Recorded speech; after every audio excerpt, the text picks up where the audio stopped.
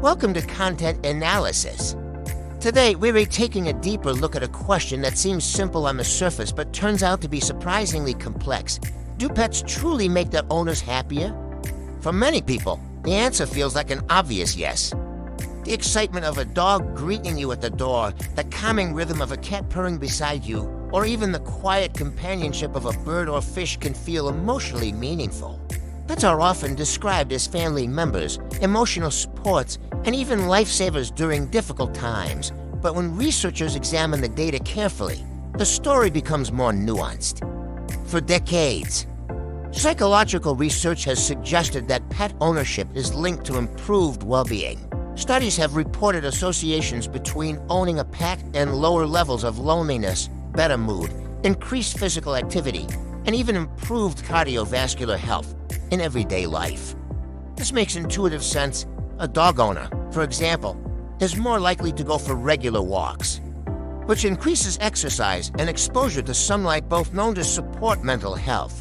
Similarly, someone living alone may feel less isolated with a companion animal at home. During stressful moments, simply stroking a pet can lower heart rate and reduce stress hormones.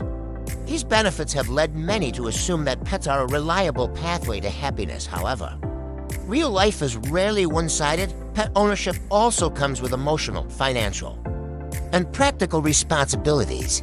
A poorly trained dog that behaves aggressively can cause anxiety rather than comfort. A pet's illness can create deep emotional distress, especially when treatment options are limited or expensive. Veterinary bills, grooming costs, food, and insurance can add financial pressure for some individuals, especially those already struggling with stress or limited income. These burdens may outweigh the emotional benefits. In this sense, owning a pet can resemble caregiving. It can be deeply rewarding, but also deeply taxing. A 2026 study published in Applied Research in Quality of Life by Maxim Ananyev and colleagues to examine this issue using a more rigorous research design than many earlier studies. The researchers analyzed data from the HILDA survey, Household Income and Labor Dynamics in Australia, a large, nationally representative longitudinal study that began in 2001. Unlike many previous studies that relied on a single survey at one point in time, this research used data collected across multiple years, specifically comparing responses from 2018 and 2022. Longitudinal data allow researchers to observe changes over time rather than simply comparing different groups at one moment. One particularly innovative aspect of the study involved a policy change in the Australian state of Victoria. The government introduced reforms that made it easier for renters to keep pets. As a result, pet ownership increased in Victoria compared to other Australian states where rental policies did not change. This situation created a kind of natural experiment. Instead of simply asking whether pet owners are happier than non-pet owners, a comparison that can be biased.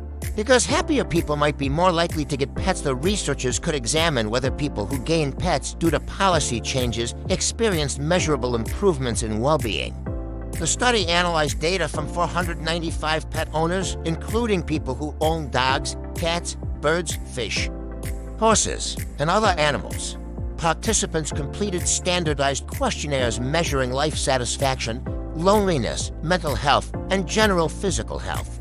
These are common psychological measures used to assess overall well-being in large populations. The results were striking. On average, owning a pet did not significantly affect life satisfaction, loneliness, mental health, or general health. There was no strong evidence of either positive or negative overall effects. This does not mean pets have no emotional impact. Rather, it suggests that when examining large groups of people, the benefits and drawbacks of pet ownership may balance each other out. To understand this more clearly, imagine two individuals. One person adopts a dog and experiences improved mood, increased exercise, and a stronger sense of companionship. Another adopts a pet but faces behavioral problems, financial strain, or emotional stress due to illness. In large-scale statistical analysis, these opposing experiences can average out. The result is a neutral overall effect, even though individual experiences vary greatly. The Studies' findings challenge earlier research that reported consistently positive outcomes. However, the stronger methodology used in this study reduces certain biases. For example, many past studies recruited participants by advertising research about pets, which may attract people who already feel positively about their animals. This self-selection bias can inflate positive results by using a large, nationally representative data set and a policy-based comparison. The new study provides a more balanced perspective. Importantly, the researchers do not argue that pets are meaningless or unimportant. Instead, they emphasize that the psychological impact of pet ownership is highly individual. Factors such as personality, financial stability, lifestyle, living conditions, and expectations likely shape whether owning a pet enhances or strains well-being. For someone who works long hours and struggles with time management, a pet may add stress. For someone seeking companionship and routine, a pet may provide structure and emotional warmth. In a broader sense, the study reminds us that happiness rarely comes from a single external factor, just as moving to a new city, changing jobs, or starting a relationship does not guarantee lasting well-being. Owning a pet is not a universal solution to loneliness or mental health challenges.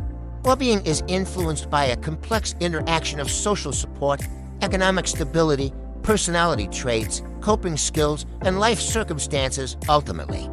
The research suggests that pets are neither a guaranteed source of happiness nor a widespread cause of distress. Instead, they are part of a broader life context. For some people, they may become cherished companions who enrich daily life. For others, they may introduce responsibilities that feel overwhelming. The key takeaway is that pet ownership is not inherently good or bad for mental health. On average, it depends on the person and each situation.